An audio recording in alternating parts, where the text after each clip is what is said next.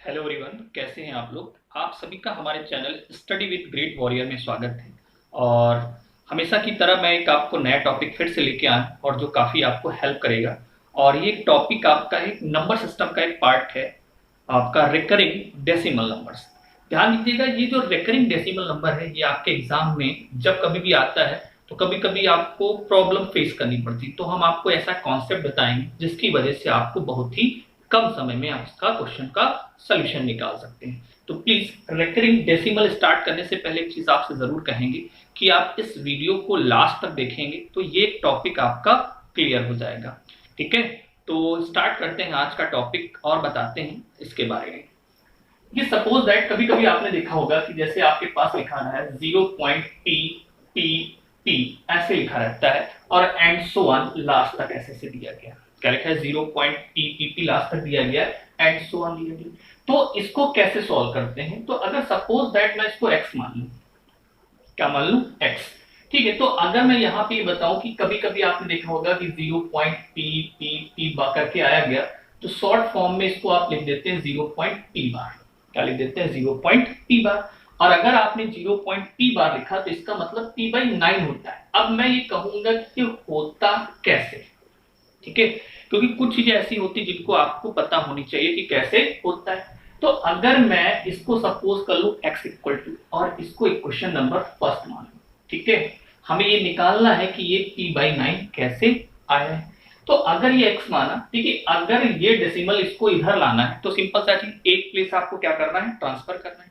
अगर आपको एक प्लेस ट्रांसफर करना है तो आप दोनों साइड क्या कर दीजिए? 10 से मल्टीप्लाई।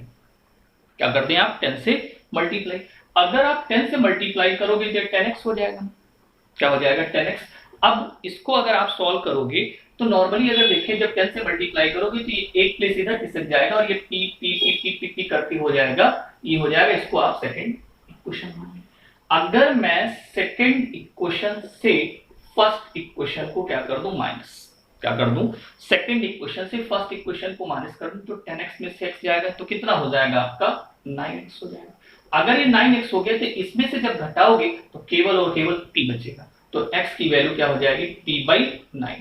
और x इक्वल टू p/9 और x इसके इक्वल है इसकी। तो नॉर्मली कह सकते हैं कि जो ये वैल्यू है वो p/9 के इक्वल होती है। मे बी आपको समझ में आया होगा।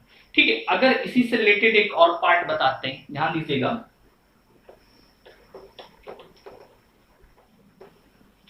अगर मैं आपको ऐसे लिख दूं 0.pq एंड सो ऑन, अब ये क्या होगा? अगर मैं इसको फर्स्ट इक्वेशन मानूं और ऐसे भी इसको सपोज कर लूं x इक्वल टू, ठीक, x इक्वल टू, और इसको इक्वेशन नंबर में फर्स्ट मान लेता हूं। क्या मान लेता हूं? इक्वेशन नंबर फर्स्ट मान लेता हूं। अब देखिए यहां पर एक pq रिपीट हो रहा है, तो अगर मैं pq लिखा है तो मतलब सिंपल सा चीज, यहां पर दो टर्म रिपीट हो रहे हैं। अगर दो टर्म रिपीट हो रहे हैं तो 10 into 10 मतलब आप 100 से मल्टीप्लाई कर दीजिए। अगर आप 100 से मल्टीप्लाई करोगे तो ये हो गया आपका 100x। क्या हो गया? 100x हो गया।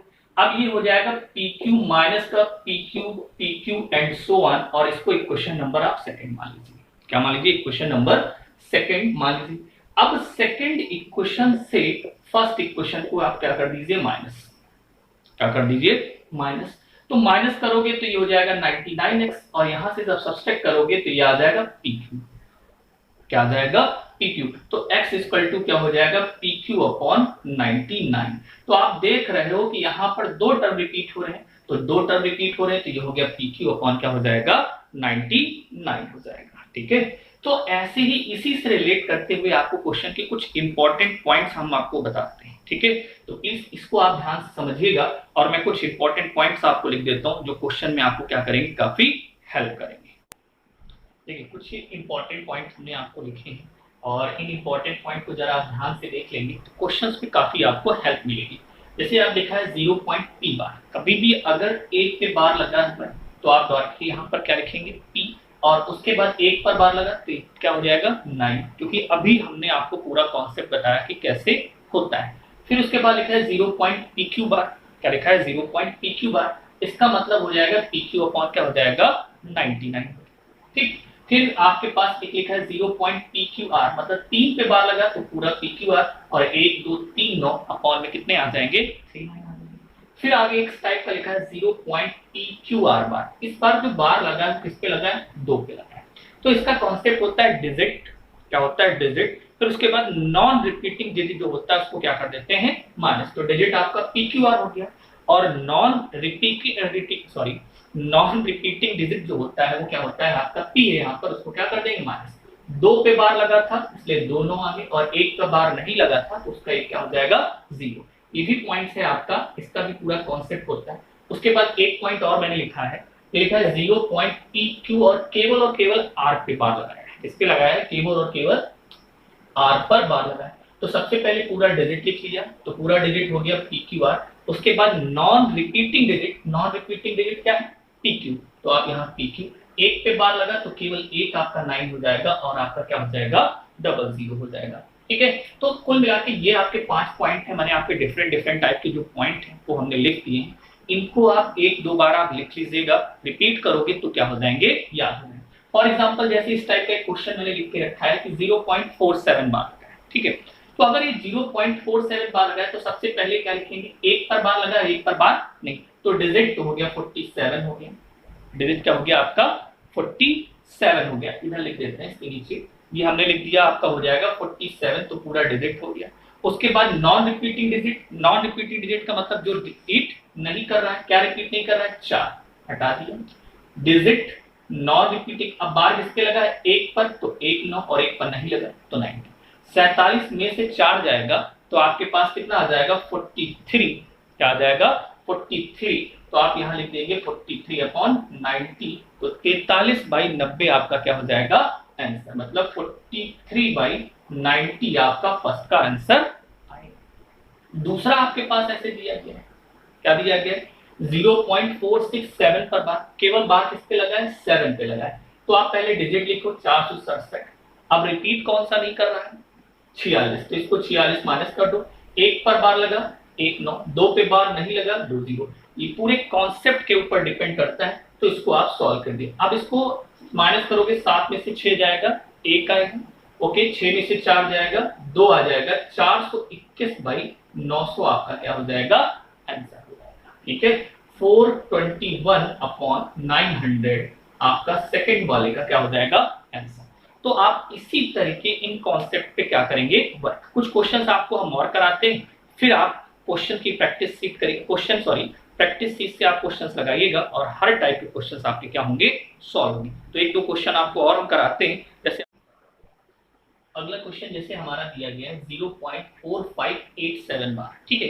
अब देखिए सिंपल सा क्वेश्चन है, पहले सिंपल सा है, बार देखो किस पे लगा है केवल 1 पर बार लगा है, तो पहले डिजिट लिख लीजिए 4 5 8 7, मतलब ये पूरा का पूरा क्या हो गया डिजिट। उसके बाद नॉन रिपीटिंग डिजिट क्या हो गया, नॉन रिपीटिंग डिजिट कौन सा है 458, ये लिख दिया, और अपॉन में हो जाएगा 9 और एक के बाद 1 2 3 0, इसको आप सॉल्व कर दोगे और आपका क्या निकल आएगा आंसर।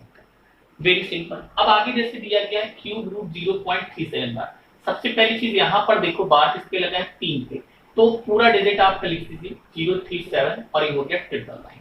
अब आप इसको क्या करो सिंप्लीफाई करो, ठीक है। अब रही बात कि ये इसका मल्टीपल है, ठीक है, क्या है ये मल्टीपल। अगर आप 37 की टेबल अगर आपको आती है तो ठीक नहीं आती तो आप इसको डिवाइड करोगे तो सॉल्व करने पे आपका आ जाएगा 37 से जब डिवाइड करोगे ये आ जाएगा 27, क्या आ जाएगा 27, तो बाहर निकालोगे तो आपका आंसर क्या आ जाएगा 1/3। तो कुल मिला के आपका इसको डिवाइड करने के बाद 1/3 आपका क्या आएगा आंसर आएगा। हो सकता है कि ऑप्शन में आंसर ना दिया गया हो तो आप इसको और सिंप्लीफाई करोगे तो 0.333 बार आएगा, तो 0.333 आएगा, तो इसको आप क्या लिख दोगे 0.3 बार। ओके चलिए तो देखते हैं इसके बाद अगला क्वेश्चन हमारा।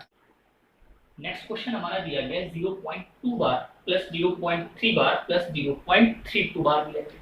सिंपल, इसको डायरेक्ट लिख दीजिए 2/9, इसको आप क्या लिख देंगे 3/9 और इसको क्या लिख देंगे 32/99। ठीक, अब इसको सिंप्लीफाई करोगे तो एलसीएम आएगा 99, 9 से इसको डिवाइड किया 11, 11 2 22 ये हो गया, 9 से डिवाइड किया 11, 11 3 33 हो गया और ये आपका हो गया 32। ऐड कर दीजिए 3 3 6 2 8 मतलब 80 और इधर कितना हो जाएगा 3 2 5 2 7, मतलब ये 87/99 होगा। ठीक, अगर 87/99 है तो इसको आप लिख सकते हो 0.87 बार, मतलब इसका आंसर जो आएगा 0.87 बार आएगा। बहुत ही सिंपल है। ठीक है, कॉन्सेप्ट आपका क्लियर है तो कोई भी प्रॉब्लम नहीं आएगी। अब आप ये देखिए, ये पहले क्यूब रूट था लेकिन इस बार क्या है स्क्वायर। इसको नॉर्मली सॉल्व करो तो ये 4/9 हो गया। ठीक है, एक क्वेश्चन आपका ये था और एक क्वेश्चन आपका ये 4/9। इसको बाहर निकालोगे क्या आएगा 2 आएगा, और इसको बाहर निकालोगे तो क्या आ जाएगा 3 आ जाएगा। अगर 2/3 को सॉल्व करोगे तो 0.6666 एंड सो ऑन आएगा, क्योंकि 3 छंग 18 डेसिमल लगने के बाद फिर 3 छंग 18 3 छंग 18, तो इसका आंसर 0.6 बार होगा। इसका आंसर 0.87 बार आ रहा है और इसका आंसर 0.6 बार। तो प्लीज इस टाइप के क्वेश्चनों को आप प्रैक्टिस करिए, और जहां पर कहीं भी आपको प्रॉब्लम आती तो हमें कमेंट बॉक्स में बताएं, हम आपको और क्वेश्चंस बताएंगे। अगर आपका कॉन्सेप्ट क्लियर है तो श्योर है कि आप रेकरिंग डेसिमल टाइप के क्वेश्चंस को सॉल्व कर लेंगे। अगर आपको ये कॉन्सेप्ट क्लियर है तो प्लीज लाइक और सब्सक्राइब भी कर दीजिएगा। ओके, आज का वीडियो यहीं पे समाप्त करते हैं।